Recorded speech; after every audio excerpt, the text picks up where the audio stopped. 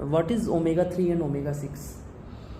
हाँ, omega 3 and omega 6 को समझने से पहले आपके लिए ये ज़्यादा ज़रूरी है कि आप ये समझें कि ओमेगा 3 और ओमेगा 6 की बॉडी में डिफिशियंसी या कमी होने से कौन सी बीमारियां हो सकती है। तो स्पेशली अगर आप डायबिटीज़ से लड़ रहे हैं, आर्थराइटिस है या कार्डियोवास्कुलर डिजीज़ है या किसी क्रॉनिक डिजीज़ से आप लड़ रहे हैं, तो फिर आपको थोड़ा ध्यान से समझना चाहिए कि ओमेगा 3 एंड ओमेगा 6 जो हैं वो फैटी एसिड्स होते हैं। फैटी एसिड्स को हम दो कैटेगरीज में बांट सकते हैं। पहला, नॉन एसेंशियल फैटी एसिड्स, जिन्हें हमारी बॉडी खुद बनाती है, उसे बाहर से डाइटरी सप्लीमेंट से डाइट के थ्रू लेने की ज़रूरत नहीं पड़ती। दूसरी जो कैटेगरी है वो है एसेंशियल फैटी एसिड्स, जिन्हें हमारी बॉडी नहीं बनाती, जिन्हें हमें डाइट के थ्रू या डाइटरी सप्लीमेंट्स के थ्रू बाहर से हमें लेना होता है। तो एसेंशियल फैटी एसिड्स की अगर कमी हो जाती है, क्योंकि एसेंशियल्स को ही खाना है बाहर से, नॉन एसेंशियल तो हमारी बॉडी खुद बना ही रही है, तो ये अगर बॉडी में कम हो जाते हैं तो इनसे बॉडी के बहुत सारे सिस्टम्स जो हैं वो प्रभावित होते हैं। जैसे मेंटल और न्यूरोलॉजिकल लक्षण, भूलने की आदत, लॉस ऑफ मेमोरी, जिसमें ओमेगा 3 ओमेगा 6 कम होगा उसमें भूलने की बीमारी हो सकती है। लैक ऑफ फोकस हो सकता है, वो कंसंट्रेट नहीं कर पाएगा किसी एक जगह पे। चिड़चिड़ापन उसमें रहेगा, इरिटेबिलिटी उसके बिहेवियर में दिखाई देगी। एंग्जाइटी और डिप्रेशन, खास तौर से एंग्जाइटी और डिप्रेशन, और छोटे बच्चों में ADHD और लर्निंग जो है उसमें परेशानी होती है। अच्छा, इसके कारण ये हैं कि बॉडी में EPA और DHA की कमी हो जाती है। EPA और DHA को हम आगे इसमें समझेंगे। दूसरे लक्षणों की अगर आप बात करें तो ड्राई आइज है, ब्लर विजन है, रेटिना का डिसऑर्डर है, और इसमें भी DHA की कमी सबसे बड़ा कारण होती है। मसल्स और जॉइंट्स में सुबह जब आप उठते हैं तो स्टिफनेस है ना, आप मुट्ठी को बंद नहीं कर पाते हैं, आप पाँवों को आप जो है फोल्ड नहीं कर पाते हैं, स्टिफनेस हो जाती है, जोड़ों में दर्द होता है, स्वेलिंग होती है, दर्द होगा, फटीग और वीकनेस, दिन भर नींद जैसा आपको लगने लगेगा। इसमें भी EPA जो है, जो एंटी इन्फ्लेमेटरी भूमिका निभाता है, उसकी कमी हो जाती है। हार्ट और कार्डियोवास्कुलर डिजीज जो है वो भी प्रभावित होती है EPA DHA जब आपकी बॉडी में कम होता है। मैं जब भी EPA DHA कहता हूं तो ओमेगा 3 आपको मान के चलना है। हाई ट्राइग्लिसराइड्स जो हैं वो अगर है तो फिर ओमेगा आपकी बॉडी में कम है, ऐसा मान के चलना चाहिए। अगर ब्लड प्रेशर हाई रहता है कंटिन्यूसली तो ओमेगा 3 ओमेगा 6 आपकी बॉडी में उसके लेवल्स कम हो सकते हैं। हार्ट अटैक, कार्डियक अरेस्ट, ये सब भी ऐसा देखा जाता है जब आपकी बॉडी में ओमेगास कम होते हैं तो ये होता है। EPA और DHA की कमी से कोलेस्ट्रॉल बॉडी में बढ़ जाता है और सूजन बढ़ जाती है बॉडी में। आप स्किन और हेयर्स और नेल्स के कॉन्टेक्स्ट में अगर आप देखें तो स्किन ड्राई रहेगी, जिसमें ओमेगा 3 6 की कमी है उसमें स्किन ड्राई होती है। हेयर लॉस होता है, बहुत रैपिडली बालों का झड़ना, एक कारण उसका ये भी हो सकता है कि ओमेगा 3 बॉडी में कम है। ब्रिटल नेयर्स, नाखून का टूटना एक सिम्टम हो सकता है कि ओमेगा 3 ओमेगा 6 आपकी बॉडी में कम है। स्किन लिपिड बैरियर जो है वो कमजोर हो जाता है, जिसकी वजह से ये सब चीजें होती है। बच्चों में growth issues in children, retardation है ना, स्टंटेड हाइट, बच्चों की जो लंबाई है वो कम होगी। लर्निंग इश्यूज, बच्चों में जो है सीखने की क्षमता कम हो जाएगी। पुअर आई डेवलपमेंट, ये जो है ये चीज़ें हो सकती है। माता में या शिशु में DHA की कमी की वजह से ये चीज़ें सामने आती है। अगेन EPA और DHA का मतलब ओमेगा 3 से है, ठीक है।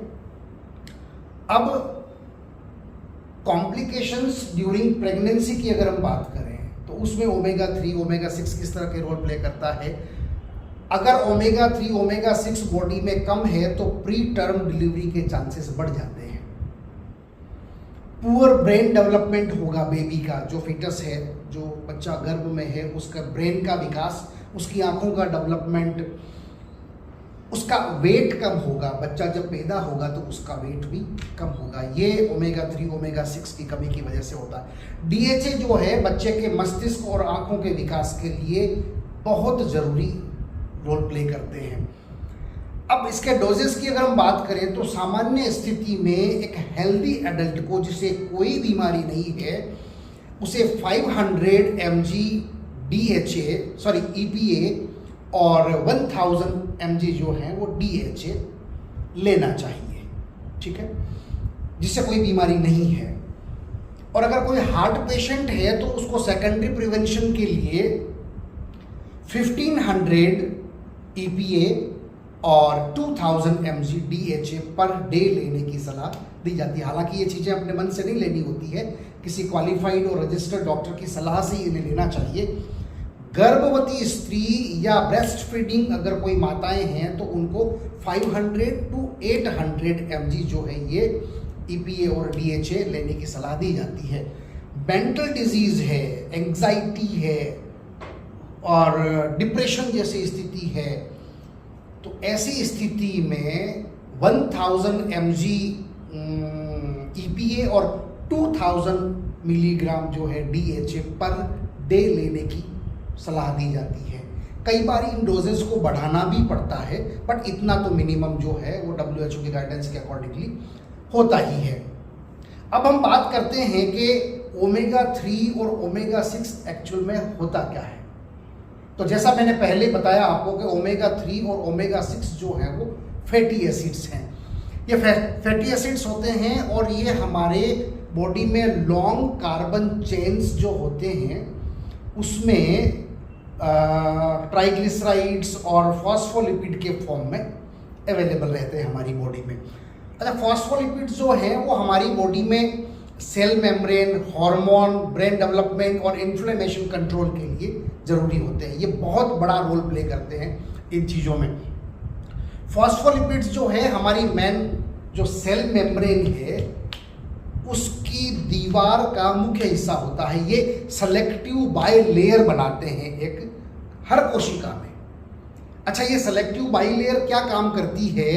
ये कौन कौन से पदार्थ कोशिका के भीतर जाएंगे और कौन से पदार्थ कोशिका से बाहर आएंगे, इसको कंट्रोल करते हैं, ठीक है। इसके अलावा ये सेल सिग्नल के ट्रांसडक्शन में भी पार्टिसिपेट करते हैं।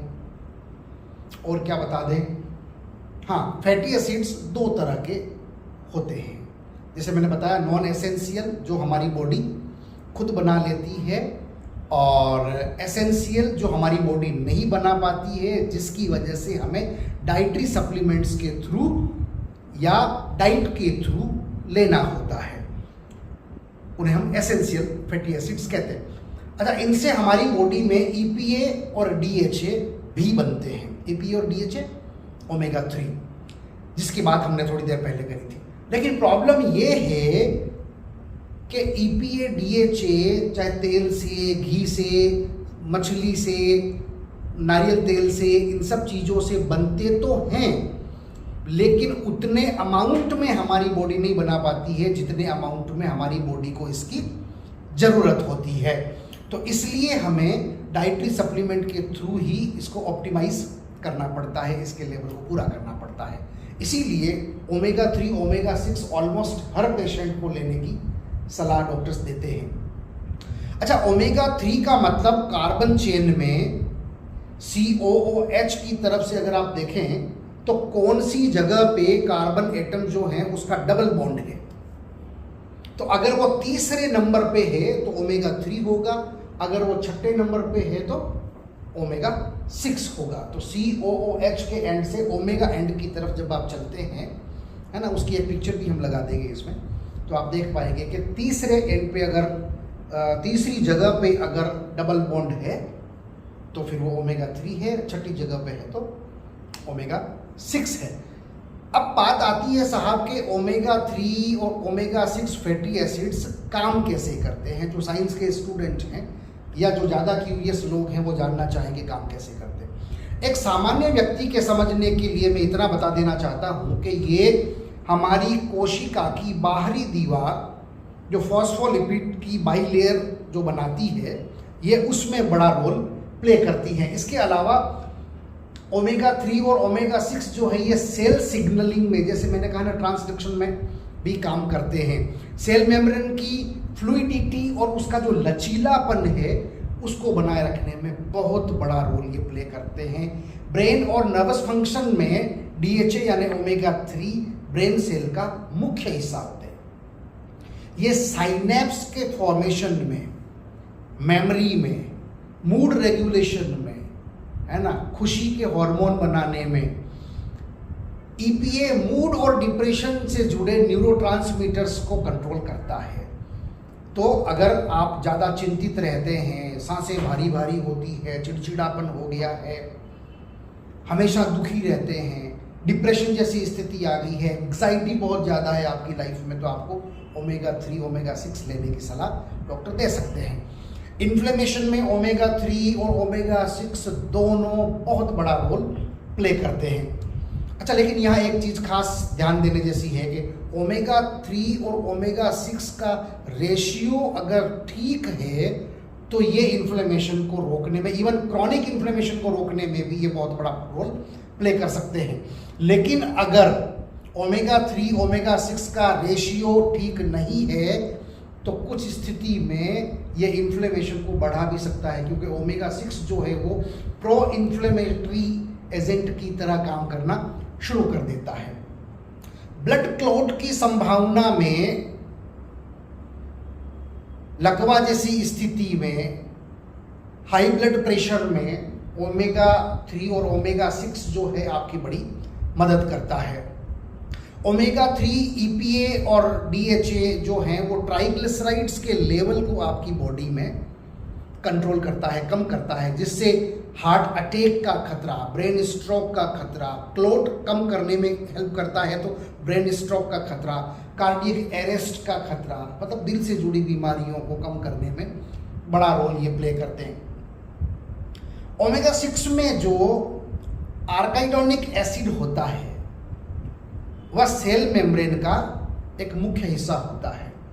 बेबी में जो ब्रेन डेवलपमेंट होता है या जो मसल डेवलपमेंट होता है, जब भी, अच्छा, इसके अलावा उसमें ये बड़ा रोल प्ले करता है। प्लस बॉडी में जब भी कोई फॉरेन एलिमेंट घुसेगा, चाहे वो बैक्टीरिया है, चाहे वायरस है, चाहे कोई भी माइक्रोब है, जैसे ही वो अटैक करता है तो ओमेगा 3 ओमेगा 6 जो है हमारी बॉडी के इम्यून को अलर्ट करता है। जागो, कोई फॉरेन एलिमेंट आपके अंदर एंटर कर गया है, अब वो अटैक कर रहा है। जैसे स्वेलिंग है, रेडनेस है, बुखार है, स्नीजिंग वगैरह होती है ना, ये सब ओमेगा 3 ओमेगा 6 इसमें बड़ा रोल प्ले करता है। दर्द अगर कहीं पे है तो ओमेगा 3 ओमेगा 6 उसमें बड़ा रोल प्ले करता है। ये मैं आपको बता ही चुका हूँ कि ओमेगा 3 और ओमेगा 6 का रेशियो अगर गड़बड़ है तो इन्फ्लेमेशन कम होने के बजाय बढ़ जाएगा और प्रो इन्फ्लेमेटरी की तरह काम करने लगेगा। लास्टली मैं आपसे यही कहूँगा कि ओमेगा 3 और ओमेगा 6 जो है ये सिर्फ डाइटरी सप्लीमेंट्स नहीं है, ये आपके ब्रेन और आपकी बॉडी की लैंग्वेज है। इसीलिए डॉक्टर्स ज़्यादातर पेशेंट को ओमेगा 3 और ओमेगा 6 लेने की सलाह देते हैं। बट याद रखने वाली बात यह है कि बिना क्वालिफाइड और रजिस्टर्ड डॉक्टर की सलाह के कोई भी डाइटरी सप्लीमेंट्स आपको नहीं लेना चाहिए।